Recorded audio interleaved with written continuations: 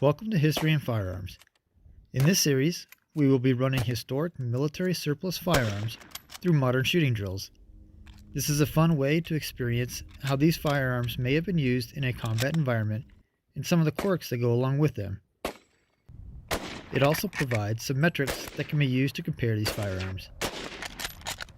To gain more insight into how these firearms might have been used, period-correct ammunition pouches will be used as well. As in modern shooting standards, all these drills will start with the firearm unsafe.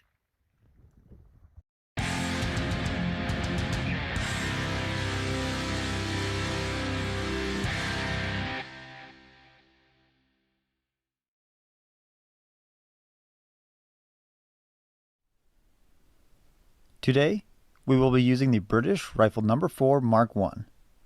Adopted in 1941, the No. 4 is very similar to the SMLE or Rifle No. 1 as it was renamed. Changes include a stronger action, heavier barrel, improved sights, and it was easier to produce. The No. 4 continued to see service post-World War II, and some were converted to 7.62 NATO for a common chambering with new rifles. It weighs 9 pounds, 1 ounce, and is 44.45 inches long. The No. 4 Mk.1 uses a cock-on-close, turn-bolt action, and is chambered for the .303 British cartridge.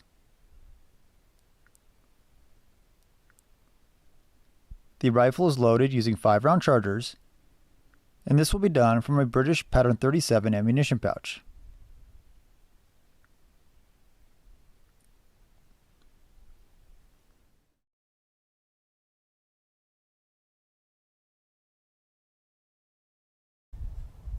The first drill is going to be the Baer Solutions Shooting Standards drill. Typically this is 5 rounds on one rectangle, 5 rounds on the other rectangle, empty gun reload, and then 3 rounds in the circle in the center. For this Milsurp Operator video series, we're going to reduce the round count. We're going to do 2 on one rectangle, 2 on the other rectangle, empty gun reload, and 1 into the center circle. We're going to do this drill and these following drills. We're going to do all these at 10 yards.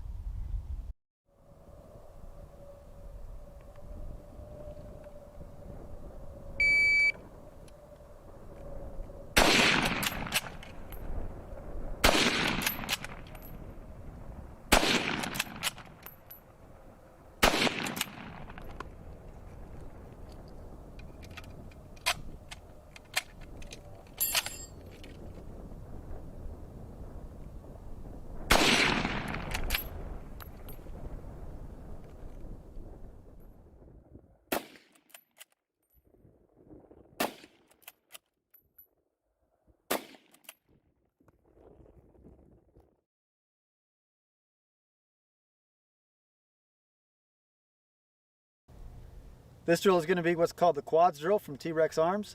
Typically it's 4 rounds in one circle, empty gun reload, 4 rounds in the other circle. But for this, we're going to reduce the round count down to 2 rounds in one circle, empty gun reload, 2 rounds in the other circle.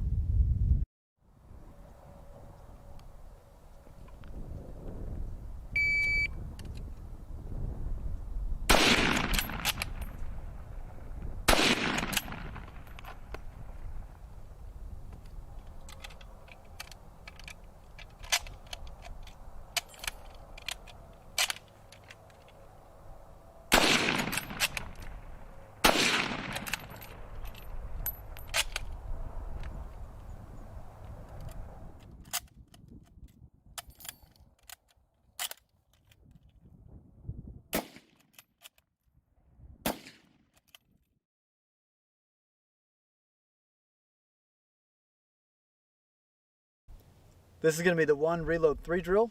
Pulled this from Amy 556's website.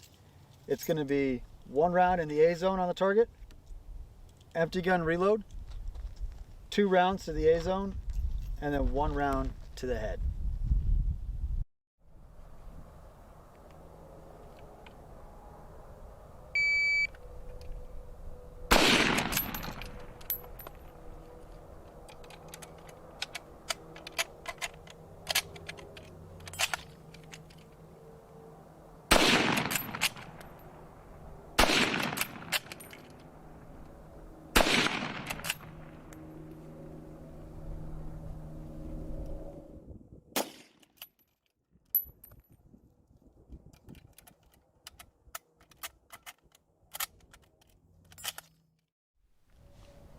After running through the drills, here's what I found.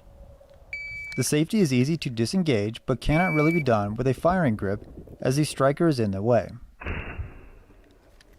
I like the aperture sight, but the front sight is fairly thin and took a second to find and line up.